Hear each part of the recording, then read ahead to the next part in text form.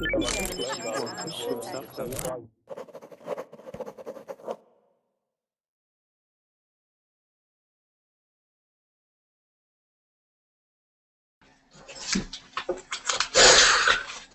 everybody, and welcome to today's Verbling lesson. My name is Zach, I'll be your teacher today, and today we're going to be talking about culture, and we're going to be talking about our own culture and discussing what happens when different cultures meet. And so we're going to be basically exchanging information about our traditions and our customs and see what it's like to hear what other people's are like and how they compare, and whether we can imagine what it would be like to be in a different culture, for example, and to have grown up with different cultural influences. So we're going to be talking about everything from religion to weddings to festivals, food, everything that we could use to describe our culture, and we're going to be learning about other people's as well. So right now we're just waiting for Verbling premium subscribers to join. We have 2 minutes, 2 or 3 minutes, and if you're a premium subscriber, then you can guarantee a spot in a class, because otherwise they fill up quite quickly. So here's our first premium subscriber, whose name is Armando. How are you, Armando? Hi, fine, fine. What about you? I'm okay, pretty good today. I'm in London. It's very rainy. Okay, here it's raining too. I'm in Monterrey, Mexico. Do you know it? I know Mexico. What was the city? It's Monterrey. It's near from United States. It's too near for Texas. Ah, okay. In the south. Okay, because there's a city in California that's called, I think it's called Monterrey as well, but maybe it's the same name. So it's close to Texas, is it? Yeah. Yeah. Okay. Yeah, I'm happy though, because I like the rain, so it's okay for me when it's raining. I don't like the rain. Here is 4 a.m. and 4 a.m. Yeah. Did you just wake up, or are you about to go to sleep? No, I'm working right now. Ah, okay. Yeah. You work night shifts. Yeah. What do you work? What work do you do? I'm an engineer. Engineer. Yeah. Okay. And your boss is happy for you to do Verbling? I hope so. me too. Yeah. Good. Okay. Got a few other people now. Everyone else can join, which is good. Let's just wait a few more seconds until everyone's here.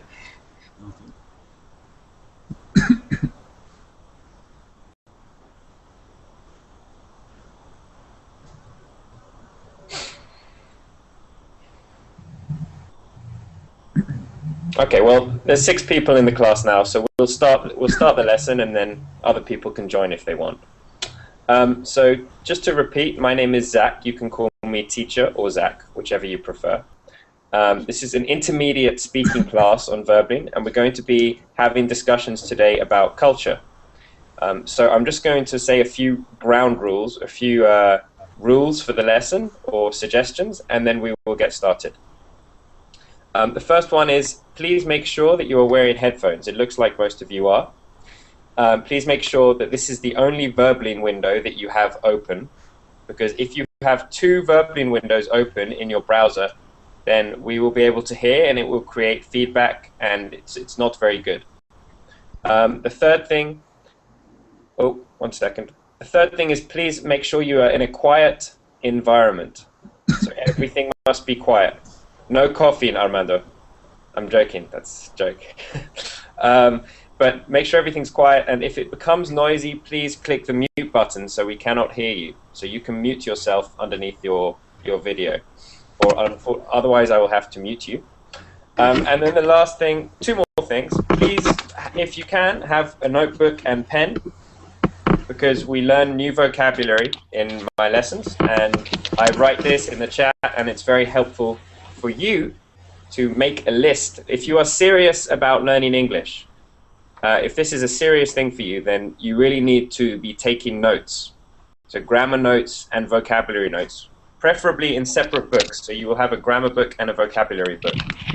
And you will keep looking over what you have learned and practicing it, and then taking this back into your next lessons to practice. And the last thing is, please just pay attention, because it slows the class down if you are distracted or doing something else and I ask you a question and we have to repeat everything.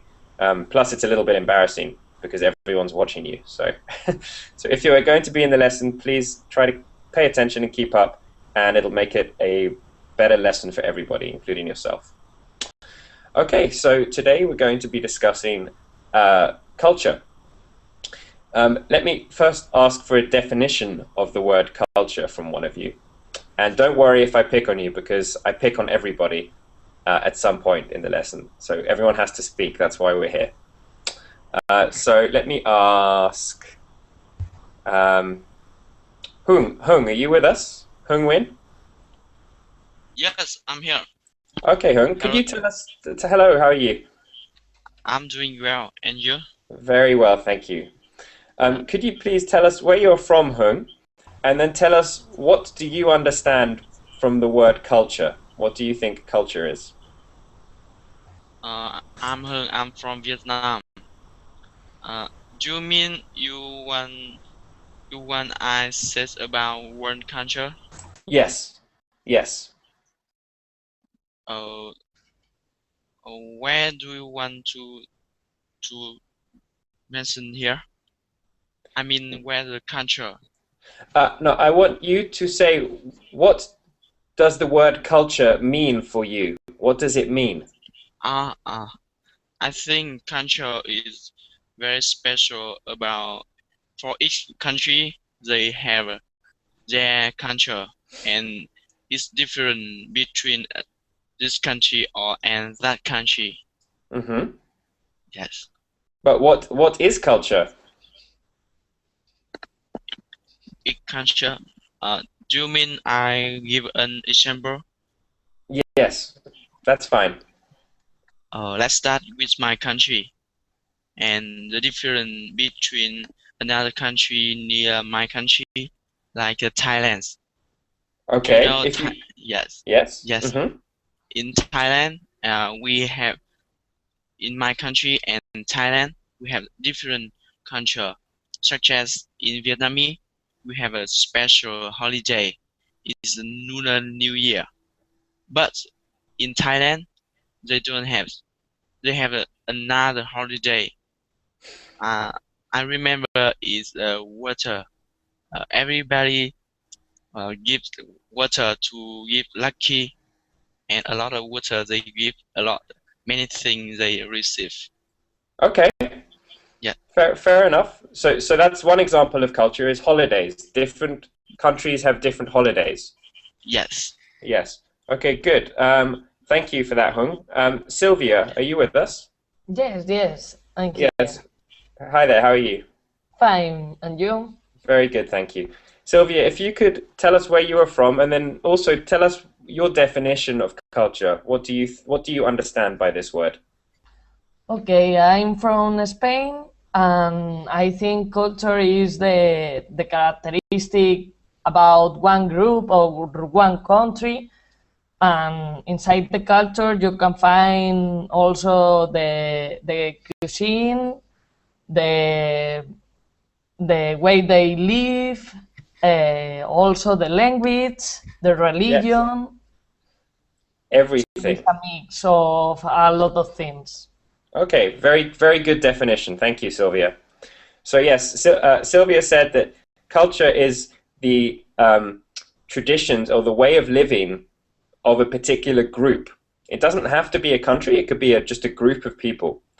And it's the way, you could say, the way that they do things. So it could anything that they do, like religion, cuisine, Sylvia mentioned, holidays, ways of treating each other, language, everything. It's a very big word, culture. It means that it includes many different concepts under the word culture. So this is a potentially very, very big lesson, but we're going to focus on a few key areas of culture. And we're just going to also discuss the idea of culture itself. I think someone's got a second Verbling window open. Could we all just check? Because I can hear myself. Or they're not wearing headphones. I'll keep going for a moment. So I live in London, which is a very multicultural city. Okay. Does anyone know what we call a multicultural city? Has anyone heard of a phrase to describe this? No. Okay. So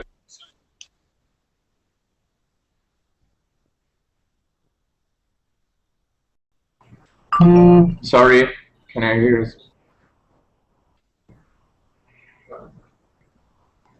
Teacher, I don't understand. I don't understand. Hear you. He can speak when he's typing here. I think he has a problem with his microphone. Yeah. So we should wait him. yes. Is it okay now? Yes, Yeah. yes. That's okay. Right. Okay. So this problem happened to me before. So I'm going to use the Google chat because I think it does not happen in the Google chat. Okay. So if everyone can switch to the Google chat on the left, do you all see that? Yes. Do we all see the Google chat? Yes. Yes, good. Okay. So I'm going. Please, everyone, look in the Google chat for new words and things. So a melting pot is a city where many people from different cultures will live together. Sometimes this has good results. Sometimes it has bad results. Does anyone else live in a city like this, where there are people from many different groups, many countries, many religions, many ethnicities? Does everyone understand ethnicity? I'll put this word in. No.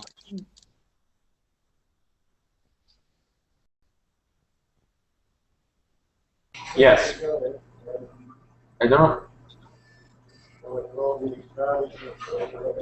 So, yes, can you hear me now? Yeah. Yeah. Okay. So ethnicity is like your skin color, but it's an ethnic group. If you are, if you are black, Caucasian, which is white, if you are Asian, Indian, or Yeah. it's So that's a different ethnicity. So this is a melting pot. Does anyone live in a melting pot here? Me. Hung, tell us what city you live in and why is it like a melting pot? In my country has a lot of mountain, and we have different live between our home and another house in big city. I'm sorry, Hung. Could you repeat that? I didn't understand. Do you mean is live in mountain? No, not mountain. Melting pot. Oh, I'm sorry. It's okay. So a cultural melting pot is a city where many people from different cultures will live together. Does Does anyone live in a city like this where there are many different people, different kinds of people? Multicultural, no? Multi-ethnic. Multi-ethnic, multicultural. Yes. Does anyone live somewhere like this? Yeah. Yeah. Actually, I study in multi-cultures. But Hung, we're just talking about cities now. So if you live in a city with many people from different cultures, tell me. Okay. Ivan, do you? Yeah. Yeah, living from Italy, and Italy is not much multicultural. It's totally white skin and not multi-ethnic. Today, actually, is arrived the different cultures in China and India in big city as Milan, with Milan. Yeah. Okay. But which city are you in, Ivan? I live in Milan.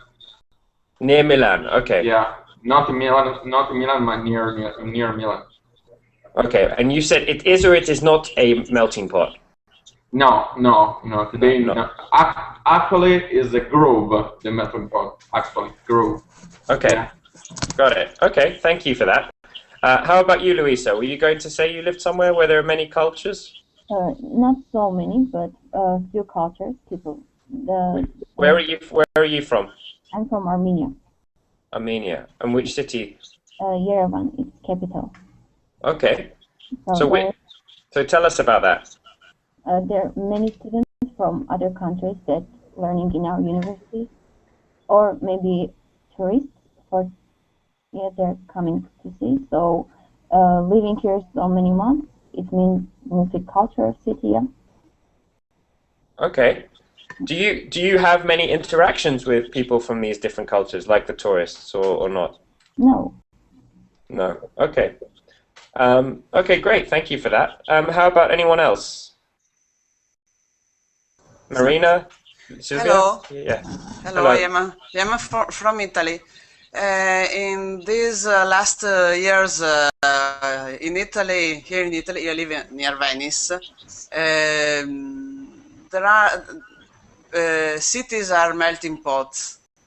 Yes, because there are many people who went from Pakistan, Afghanistan, and so on. Some people because they had to work, and some people because they had many problems in their countries. My daughter, my eldest daughter, has a boyfriend who is from Afghanistan and Pakistan. He is Azari. Okay. Okay. And I met many people from this country from Pakistan. Azari lives between Pakistan, Iran, Afghanistan. I think they they have the same problems than Armenian people, because Pakistan and other countries don't like very much them. Okay. And it is very interesting to speak with these people that that have a great culture. Yes. So for you, you are Italian, is that right, Marina? Yes, I am Italian. I live near Venice. Okay. So you feel that meeting with people from Afghanistan and Pakistan and Armenia has helped to create understanding between your culture and their culture. So it has been a positive thing. It's a difficult thing. I am but difficult for me, like a mother, it's difficult because I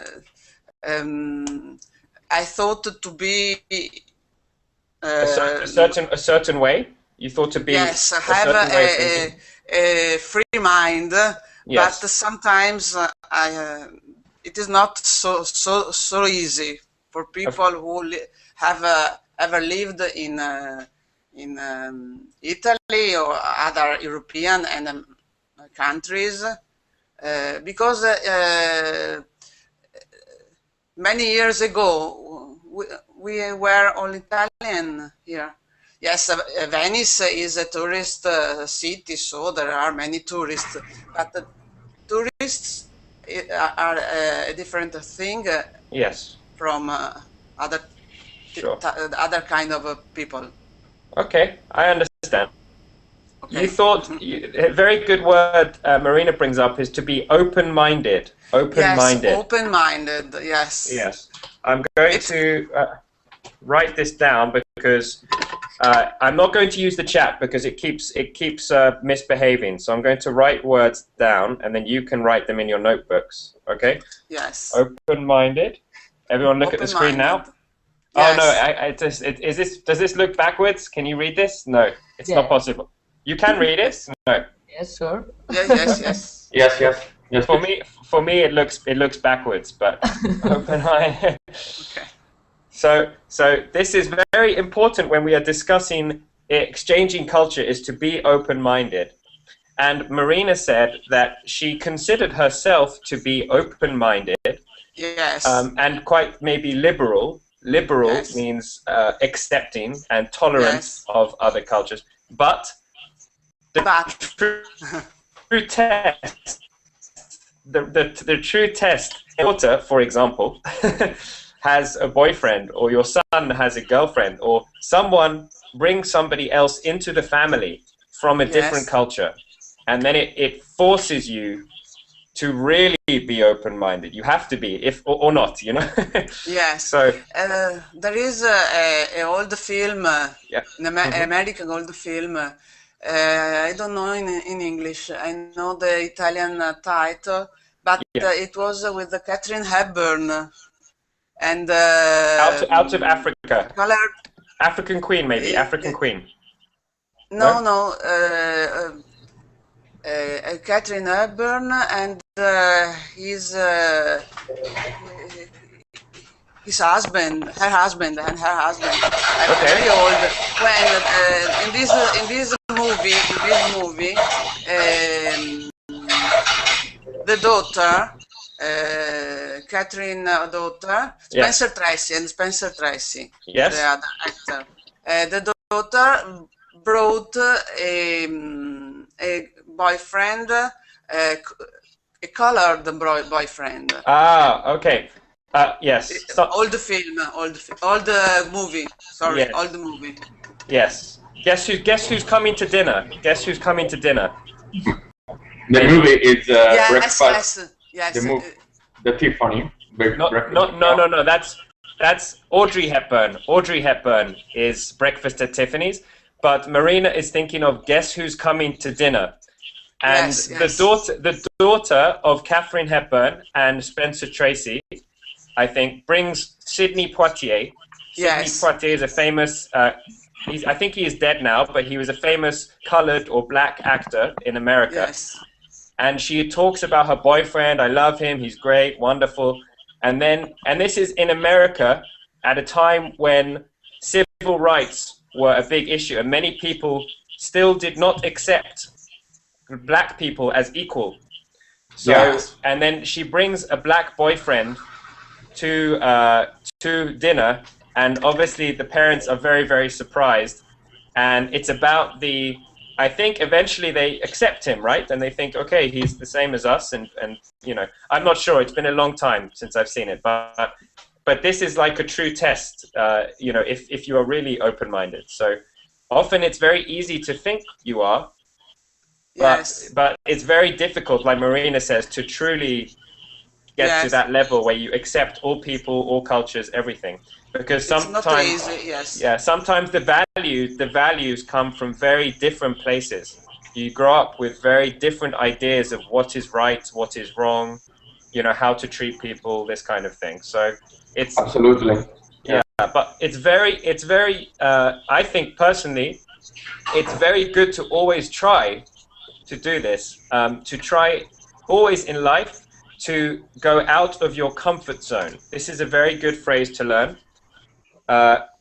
So we've learned melting pot today, we've learned open-minded, and now we're learning a new one called comfort zone. This is an idiom, this is an English expression. Comfort zone. Comfort zone. Yeah. Okay, so we understand the word comfort is feeling good. I have a sofa or I have a chair, it is very comfortable. This is comfortable, I feel good, it's nice. So if we talk about one's comfort zone, a zone is like an area. So this is my way of behaving, my way of acting in which I feel comfortable. This is my daily routine, this is how my friends, everything I am familiar with, everything I am used to, this is my comfort zone. But if we stay inside our comfort zone our whole life, then we never grow. Yes. Okay. It's right. It's right. Yes. It not depends. It doesn't depend on the age. Yes. Because we think that if I am aged, I am Yes, I am sage, It's yes. but it is not right. It's still very hard. Yes, I agree. Yes. So, okay, thank you very much for sharing that story with us, that personal story, Marina. I want to You're ask welcome. Armando, what's the situation like in Monterrey? Are there many different cultures, or how do you feel about multiculturalism? Okay, in Mexico it's difficult to see people from other Cultures? nations, cultures, yes, ethnic groups. But I visited to Canada 5 years ago, and Yes. I would like to commend Canada is a very multicultural country. Yes. I remember the Chinese zone Yes. is very big, and I surprised because I was in Canada and I saw a lot of Chinese people there and Japanese people too, and all people talking with as Canadians people, right? It's, uh, it's a surprise to see multicultural talking with naturally. Okay, and what did you feel about that? Oh, it was ready for me because in Mexico it's difficult to know people from different cultures, but it was great and it was a great experience for me. You would like to see more of this? Sorry? You would like to see more? Yeah. Yeah. So this is why traveling is often a very good experience for the soul, I think, and for the mind, is because you meet people from different cultures. You understand that we all live inside our own bubble. Do you understand? Everyone understand bubble? A bubble? Okay, I'll show you a bubble. Like bubble You know, gum. when you children, they like to blow bubbles. Bubble They gum. go, Yeah. yeah, bubble gum. You blow. Thank you, Marina. You blow a bubble and it pops. So we all live inside a bubble. Everyone is in a bubble. But when you travel, you see there are many different bubbles. The world is thousands of bubbles. And you go from one bubble to another, to another, to another. And I think it gives you a better appreciation of human life, I think. So I heard someone speaking recently about the tragedy in Boston, the Boston Marathon tragedy. And they said, this is a big tragedy. It's very, very sad for everyone who was affected by this. But one thing he did not like was the fact that all of the media, all of the press around the world would focus so much on this tragedy just because it was an American tragedy. Okay? And it was very, very, very sad, of course. There were many injured and a few people died. But it's not the most tragic thing that's happened this year or even on that day. Probably more people in Syria, for example, died on the same day. But because it's regular in this part of the world and there is more death and more bad things, people and the global media act as if it's not important.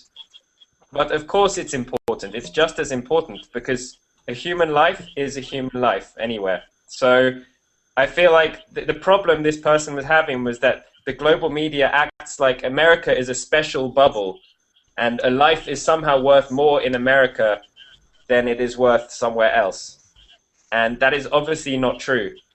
And so I thought that was an interesting perspective, and it feeds into what we're talking about different cultures. To not necessarily, to try not to put your own culture too high above any other culture, you know, because everyone has their own, their way of thinking, their own environment to deal with, and yeah, that's why traveling is a very good idea. Like Amando was saying, he went to Canada and he noticed there was a lot of multiculturalism there. So, Let me ask a question to Hazel. How are you, Hello. Hazel? Hello, Zach. Nice to see you again. Very nice to be here. Yeah.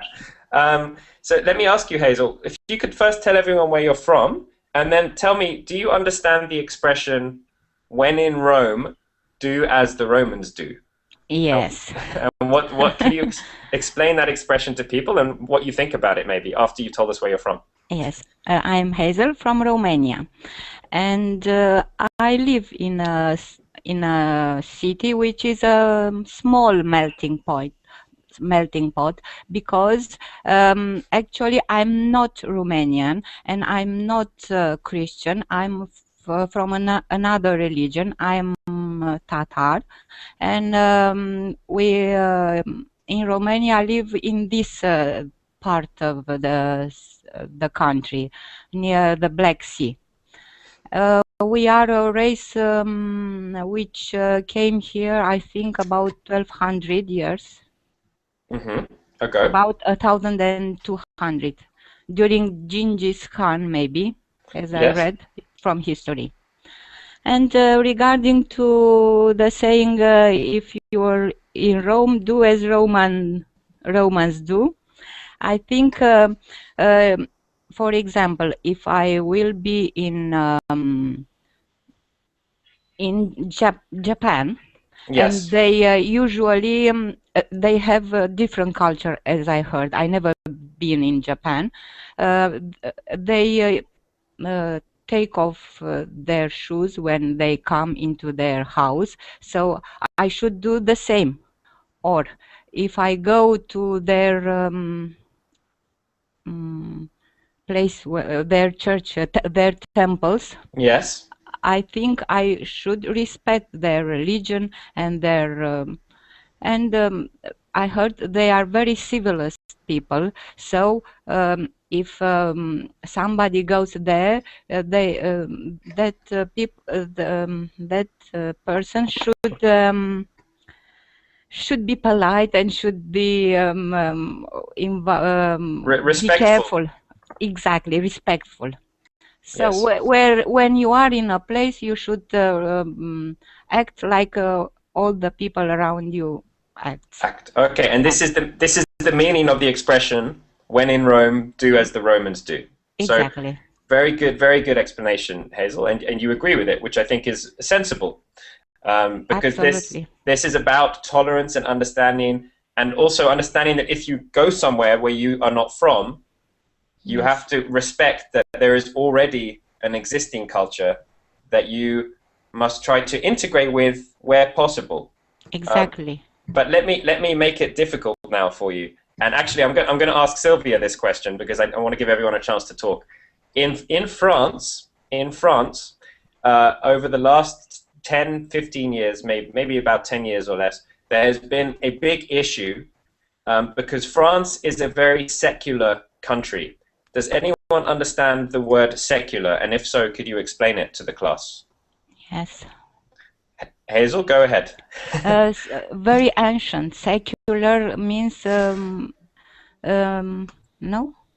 No, it's a good Ancient guess. culture? No. It means a culture that is firmly against expressing religious ideas publicly, or like it's in government institutions there must be no religion.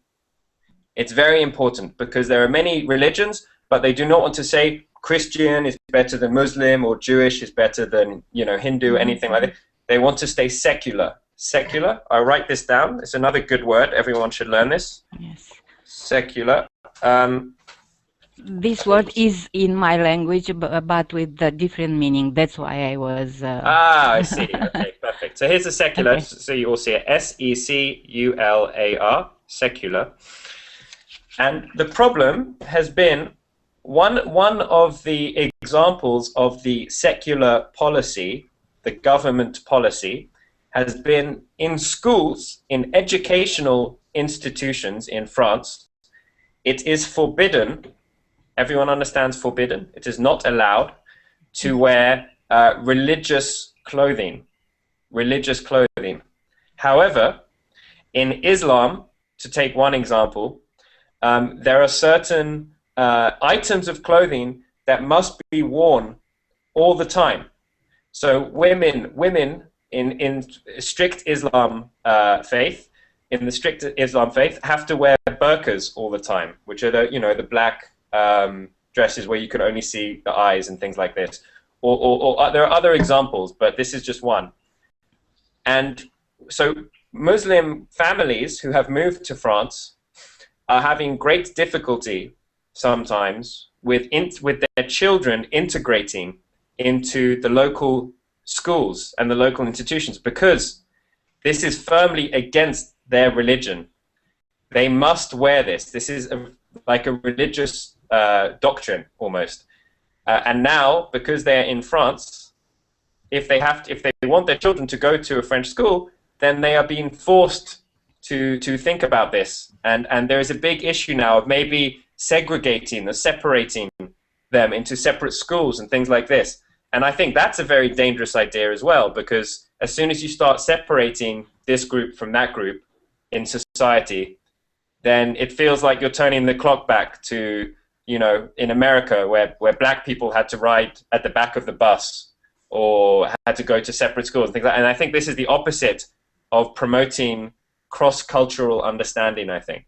On the other hand, it's a thorny issue. Let me teach you another word now. A thorny... From thorn. From a thorn, exactly. So a thorny... Very good, Hazel. So a thorny issue, Thorny issue, because a thorn, if you think of a rose has many thorns on the stem, and you can hurt your finger very easily. So you touch it, and it's very easy to be like, So it's a very hard, difficult issue. This is a thorny issue.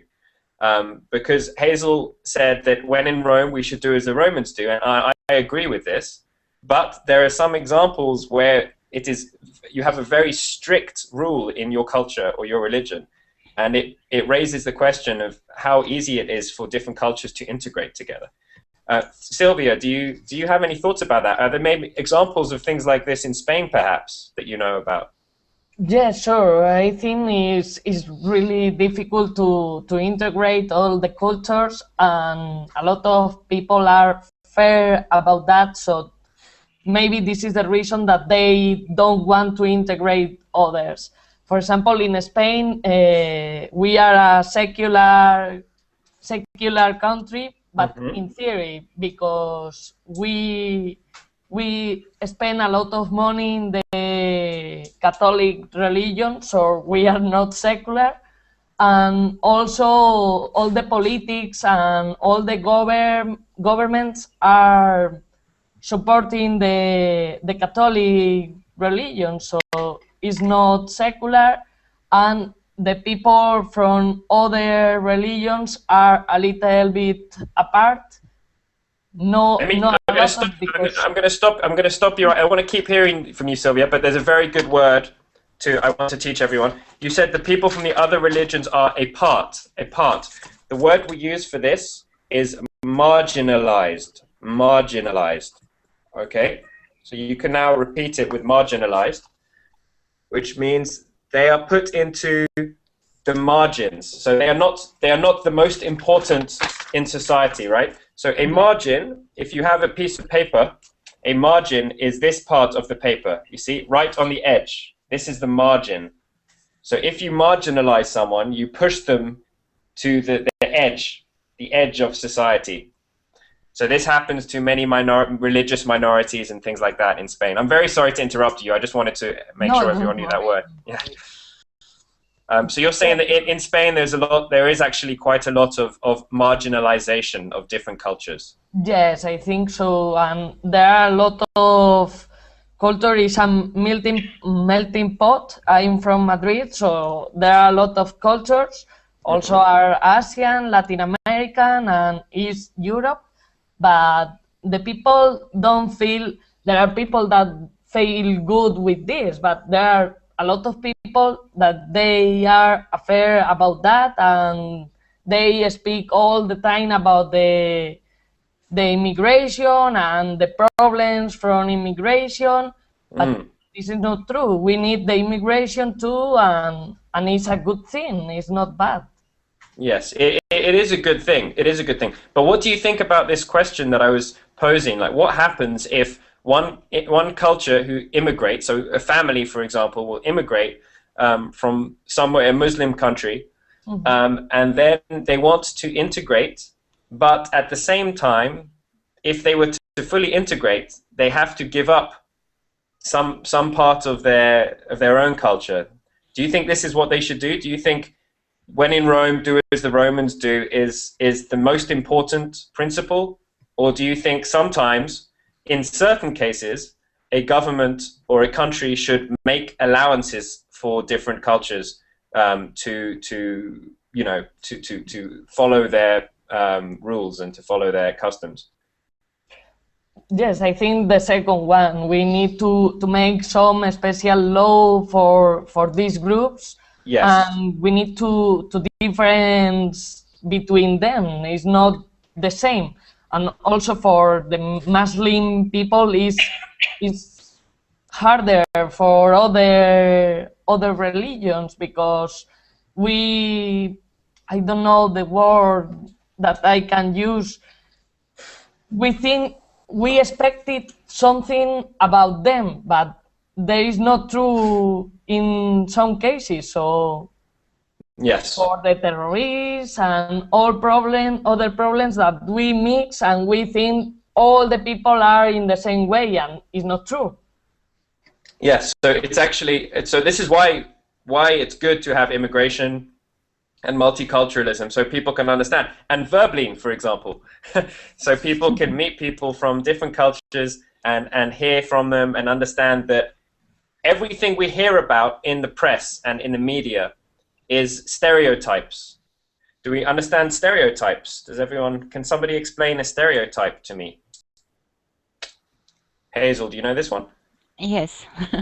Go ahead. Stereotypes is yes. when refer to one nation, one population, which we think usually do the same thing all the time. For example, English people, British people drink all the time tea and eat cucumber sandwiches. Eat or cucumber? in I've England, never had that one. cucumber sandwiches. It's a stereotype which is known in my country about Britain. And in England, it's raining all the time. English people are very polite, and so on. So what do other people think about another culture or another nation? Yes.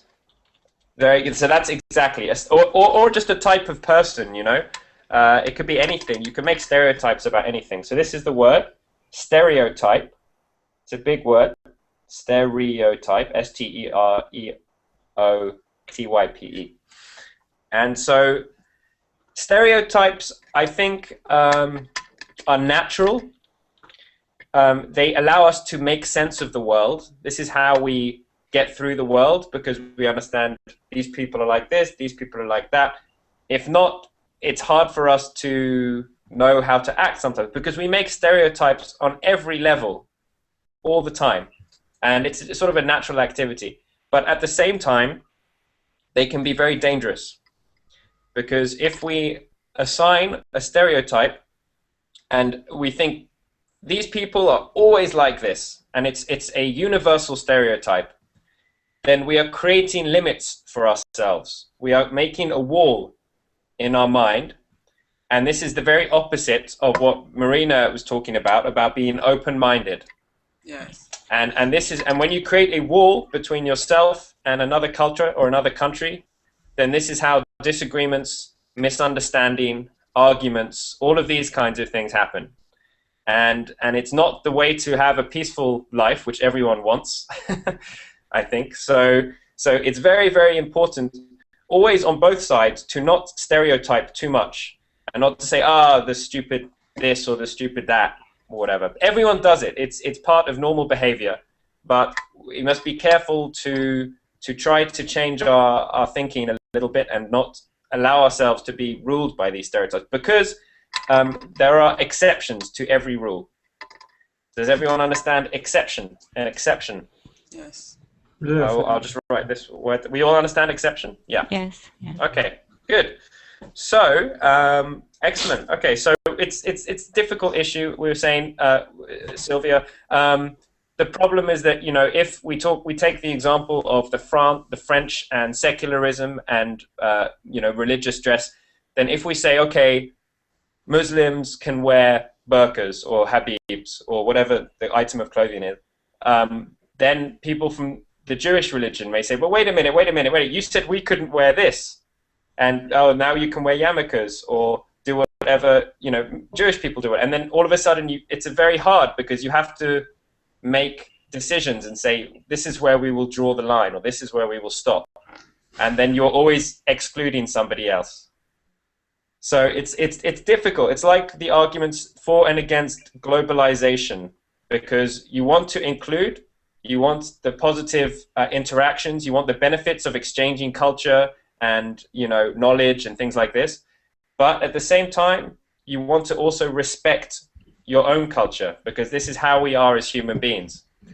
This is what I mean about stereotypes. We like to put labels on everything for ourselves as well. And so you have to respect this, or else people lose their identity. Culture is identity. Identity is culture. It's very similar sort of thing. So I think this discussion will always continue forever. But it's important, for me at least, to try and keep an open mind as possible, like we were talking to Marina about. Okay, so for the last 10 minutes, we're going to lighten the topic a little bit, and we're going to talk about high culture. Does anyone know what high culture is? High culture? No. No. Okay. High culture is activity. It describes activities and interests that are almost above your own culture. Okay, so I might go to the museum to see a painting by Van Gogh. Everyone knows Van Gogh. He's a very famous artist. Yes. And someone in India, the other side of the world, may also appreciate Van Gogh. So this is considered sort of high culture. It's slightly elevated, like more refined, and more, you know, the arts. When we talk about the arts, this is high culture. So, you know, we can talk about architecture, cinema, painting, Music. ballet, music, for example. Mm-hmm. Yes. Music can be, I think it really means like slightly more refined and elevated than pop culture, for example. Pop culture is low, and it's not, low is the wrong word, but it's more common. Everyone loves pop culture. That's why it's called pop, because pop means popular culture. So high culture is something that is a separate kind of culture that maybe transcends these other cultural boundaries that we are talking about. And we're going to talk about what we like to do in terms of high culture in our country. So, you know, maybe we like to go to museums and galleries, and we have particular artists in our country that we are very proud of, or we really like. So I'm just going to ask a couple of questions and just see what you guys like to do in terms of high culture in your countries. If there's anything you really enjoy doing on the weekends when you have some time to spare or something like that. I'm going to ask Daniela to begin with, because I haven't asked her anything yet. If you could introduce yourself. Hi, Daniela. If you could tell us where you're from and what kind of activities do you do that you would consider high culture? Do you have any favorite places to go, or paintings that you like, or buildings that you like? Yeah, okay. My name is Daniela. I'm living in Sicily. So I'm an Italian, again, as the other 2 or 3 people I met here. And I just live near Palermo. So it's not, Palermo is the biggest city in Sicily, but I just live between Palermo and Trapani, which are the 2 provinces of northern Sicily, by the sea. And I must say the town, well, the city, the town, I don't know how to call it, where I live, it's a town of about 45,000 inhabitants. Mm-hmm. It's not that big, but it's not that small. And the high culture I'm just dreaming of is going to the theater. In Palermo, there is a wonderful theater that has been closed for 25 years for restoration. It's Mm-hmm. called Massimo Theater, and it's lovely. I've never been inside there. And this is really my dream. I never have the chance to do the things I like because I've got two small kids, and so when you have small children, you just have to focus on them and just leave behind the things you would like to do for when they are they are Yeah, older. yeah. And I really would love to spend a night there, just at the theater, just watching an opera. It's something I really would love to, but still didn't happen. Not yet. Not yet. Right. Soon. I hope so. Where did you say this theater was close to you? This playhouse, or Sorry? did you say that this theater was close to you? It was close to everybody for 25 years because Sicilian administration just wanted to make some works to Right. restore this place, which really needed to be restored. But in Italy, there are so many things that go wrong that this is one of all these things. So restoration lasted for 25 years. It's amazing, unbelievable. Wow. But yeah, 25 years, it's a whole life. Mm. And it was restored about 10 years ago. It was opened again about 10 years ago. And is it close to you? No, it's open. Oh, if I want, I could go there. Now it's open and it's You just working. need more time. Yeah, right. More time. Okay. Well, fingers crossed you will get more time. Yes. Everyone understands? Fingers crossed. Fingers crossed. You say in English and American when you wish luck for somebody. You Yeah, cross your fingers. it's the same in Italian. Yes. Okay. Same. Who said yes? In Italy, we have too many monuments, too heavy museums, too many museums. So, like Daniela said, it's difficult for us. I live in the north of Italy, near Venice, but it's the same. Too many monuments, and it's difficult to take care of them. Yes. Italy was the very good word to learn is the crucible, okay, of the Renaissance. Yes. And many people consider the Renaissance a very important part of high culture because artists and inventors like Da Vinci and artists, very, very many famous artists came out of that, like Michelangelo. And this is very, very important when we talk about high culture because it still today is appreciated. And crucible,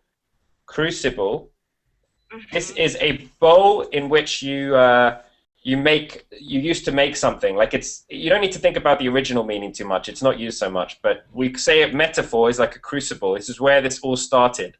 So Italy has hundreds and thousands of monuments and paintings and things like that. And restoration is a huge task because when they get older, they begin to deteriorate. Deteriorate means to get worse. And you need to spend a lot of money to make them look good and to make them still, so people can appreciate them and things like that. Yes. Sorry, is it the same to say crucible, just like Italy is the cradle of Renaissance? Cradle, yes, very, very good. Very similar, cradle and crucible. It's like the same thing. So very slight differences, but really, you can say both. Okay. Thank you. Okay, so that's both great examples. Thank you for that, Daniela. Hung, can you tell us about Vietnam? What do you like to do when you have some spare time? What kind of high culture activities do you do?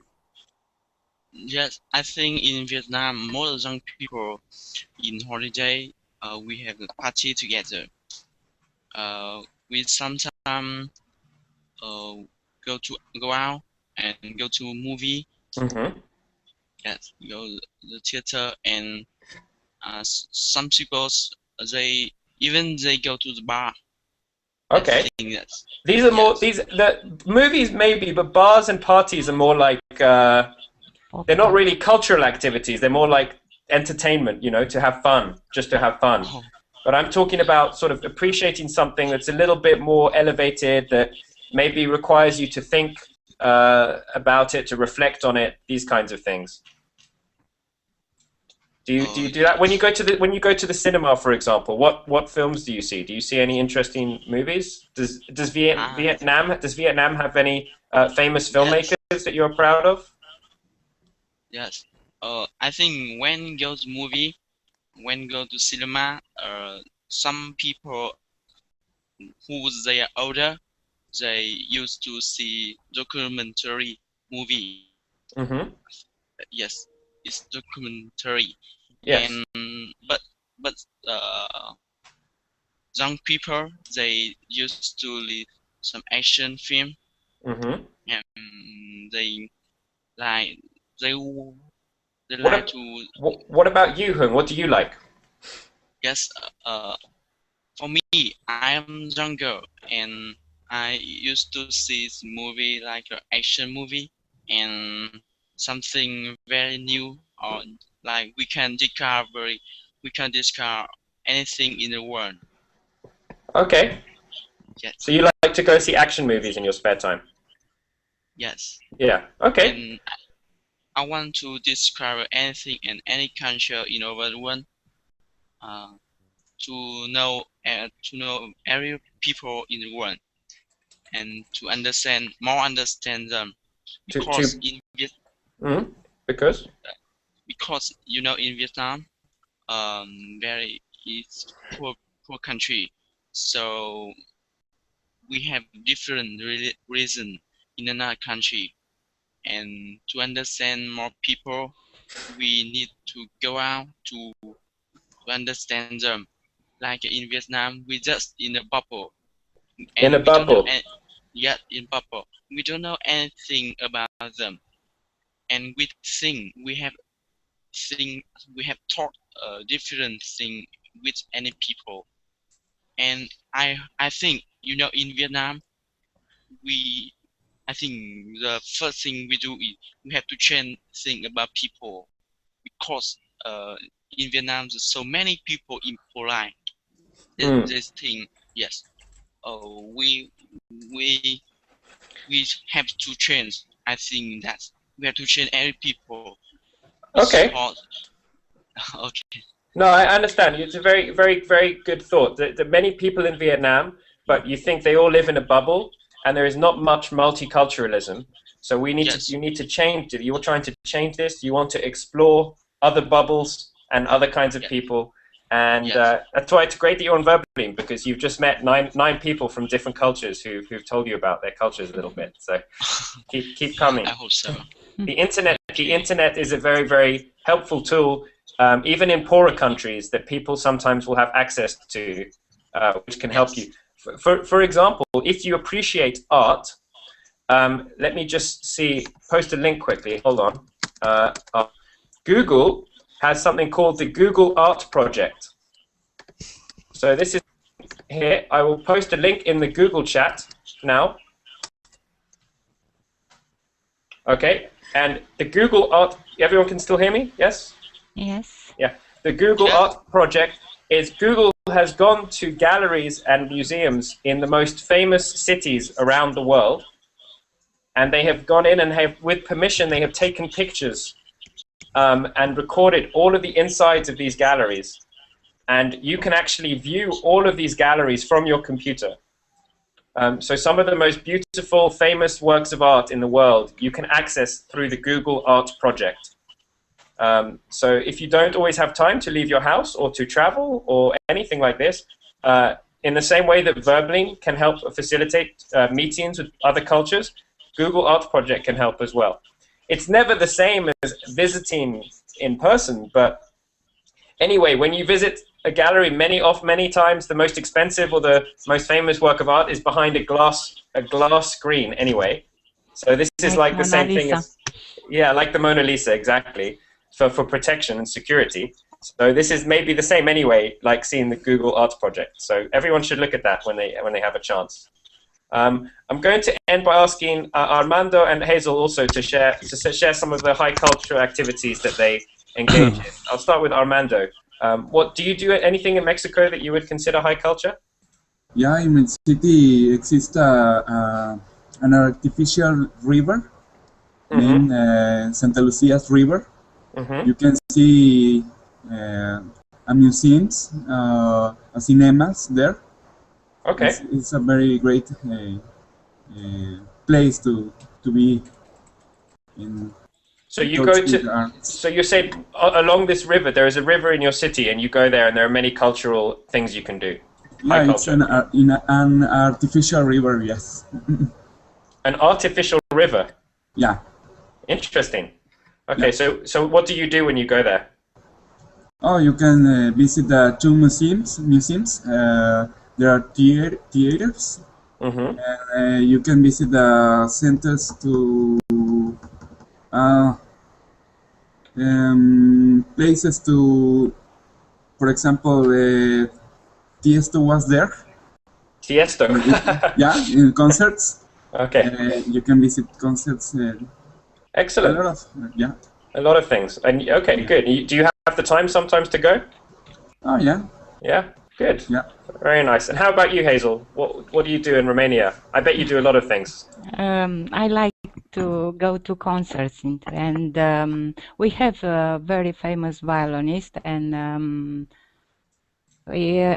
a theater where, or I don't know, Athenaeum we'd say, is a place where we can listen to very good concerts. Is the acoustic very nice there? And to the art galleries, sometimes to the opera. We have many places to go. What's the name of your city again in Romania? Bucharest is the capital city, but I live in Constanța, near the Black Sea, near the coast of Black Sea. Ah, Constanța. Okay. Yes. I just went to South Africa, and I bought a wine that has Constanța on the. You see? Without I. Oh, okay, Constanța. Okay, sorry. It's okay. No worries. Cool. Okay, is there anyone else? Thank you for that, Hazel. Is there anyone else who I haven't asked? I see it all the way to the right. There's a name I can't pronounce. Poma. Oh. Roman. Thank you. It's in Russian. Yes, Roman. Thank you for that, Hazel. No. Obviously, multilingual, multicultural, and multilingual. Roman, are you from Russia? No, I'm from Ukraine, but it's near Russia. Okay, and tell us a bit about I have a friend coming to visit me from the Ukraine next week. So why don't you tell me something interesting about Ukrainian culture or high culture that I can use to impress my friend? It's difficult to say me something about Ukraine culture because our culture now is in a very bad situation, I think. And personally, I use a tourist facility to join high culture. For example, I travel a lot. And I visited some place such as Italy with beautiful Venice or Roma, and Spain with beautiful cities. For example, I was in India, so it's the better way for me to see high culture, to join different monuments or etc. Okay, but how do you travel so much? Because I thought that it's very difficult if you live in the Ukraine to travel because you have to apply each time for a visa to leave the country. Is that right? Yes, it's quite difficult, but if you want, you can overcome always difficult. I make one long travel a year. So this year I was in India for 1 month. Last year I was in Spain. 2 years ago I was in Italy.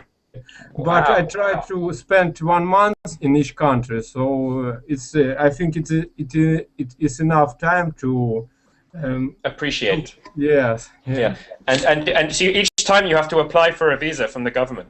Yes, of course. Yeah. Okay. And they're very okay. Well, at least they give it to you. That's nice. Daniela, to answer your question, my last name is Gottlieb, which is German, but I am not German. I grew up in England. My father is American. For some reason, his last name is German. I don't really know why. You don't know why. His parents were Holocaust survivors from World War II, and I think after the war they actually relocated from Poland to Germany for a little bit, and maybe then they were given a German last name or something like this. I don't know. But I was looking for someone who spoke German. That's why I asked. Ich bin nicht Deutsch. Okay, Sorry. Okay, let me just ask Gil, because thank you for sharing that, Roman. Because Gil, you joined us a bit late, but before we finish for today, do you want to tell us a little bit about where you're from and what the culture is like there and the high culture? Sure. So I'm from Israel. From where? Israel? Israel, yeah. Okay. And I'm also an ancestor of Holocaust survivors, obviously. Mm-hmm. And about high culture, we enjoy visiting monuments across the holy places, and there are many of those. Also, in music, it's something very often to go to the to a good concert or a good art gallery, but except that, I don't know, the highest high culture I can think of is high tech, which is I don't know, in my mind 24/7. So I don't know, yeah. Yes, Israel has a very big high tech scene. I think industry. They're very famous for this. But yeah, there are also wonderful examples like the Wailing Wall in Jerusalem or Masada in the south and things like this that have very big religious significance to many religions around the world. And of course, in Jerusalem, Jerusalem is a melting pot, but also very difficult because many religions lay claim to. Let me say, last phrase to learn today is to lay claim to something, which means to lay claim to, which means that I own this. We are allowed this, not you, because this belongs to us. So if I am the first person to go to the moon, but then someone else comes back and they say, look, my flag was here before you, then that person is laying claim to the moon. So there are many people that lay claim to the same monuments in Jerusalem. So, there's Islam, there's Judaism, there's Christian, and there are separate quarters for each religion, right? So this is like a real melting pot, but also it's quite divisive because there is a lot of disagreement over who owns what and that kind of thing. Is that right? It's totally right, and except that Israel is very multicultural because, again, it's a country made of many people from different places of the world. So food-wise, which I don't know why none said about it, because I think it's also high culture. There's a variety of foods from Asian to Middle Eastern to European, and it's great. I mean, that's, for example, when I visit Italy, obviously it's the best Italian food, right? You can't. There's no doubt about it. But it's a good thing that you can go outside and eat Italian food next door. Yes, exactly. You will think about Italy, but but yeah. No, it's nice. That's one of the great things about living in a multicultural city is that you can sample or try many different foods from all over the world, and you feel maybe then you become lazy and you don't need to travel. So if you have Verbling, you look at Google Art Project, and you have lots of different restaurants, then maybe no one will travel. So that's maybe one of the disadvantages of multiculturalism. No. This won't happen. Probably not. It will be a good day if it happens that much. If everyone does so many cultural things, then the world will be a better place, I think. So, okay, good. So thank you for sharing that, Gil. So today we discussed how we all live on our own bubbles, but it's very, I think anyway, it's healthy to explore other bubbles and to maybe make your bubble bigger. And then we went on to talking about high culture, which I think is very interesting because art and food and all of these high cultural activities, they are their own bubble. So this is a way, there's something called a Venn diagram. I said lay claim to was the last vocabulary. I'm going to teach you one more piece of vocabulary today.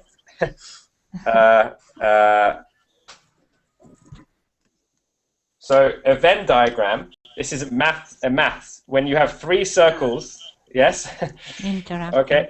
Yes, so if you do maths, you have to study Venn diagrams. It's mathematical, blah, blah, blah, blah.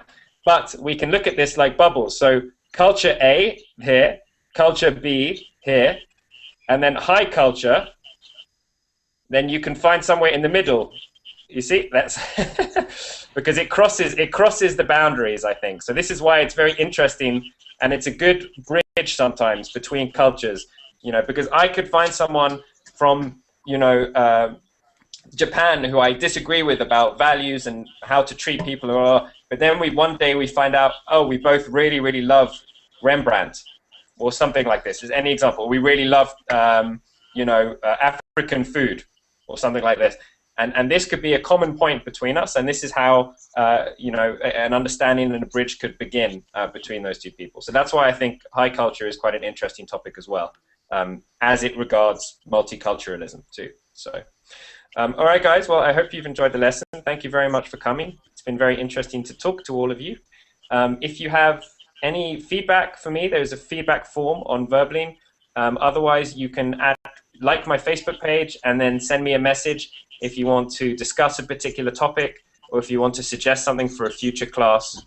We're about to introduce a new aspect of Verbling called courses, where we're going to be doing big courses on particular things. So it could be basic grammar for English, or it could be basic conversation, things like this. So if you have ideas that you would want to study, or verb tenses, or anything, let me know on Facebook, and I will think about maybe making a course which will happen over many lessons, like 5 or 6 lessons, and there will be quizzes and, you know, videos and things to listen to. So just think about what you want out of this, and feel free to send me a message on Facebook. If not, I'd love to just see you keep coming to the lessons, and we'll keep talking about interesting topics like this, and doing some grammar classes along the way. So I have another lesson tomorrow and 2 more on Sunday, and then normally every weekend at about 10 or 11 o'clock in the morning is when I do these lessons. So thank you again for coming. Sorry we went a bit over. I know we're a bit later than we should have been, but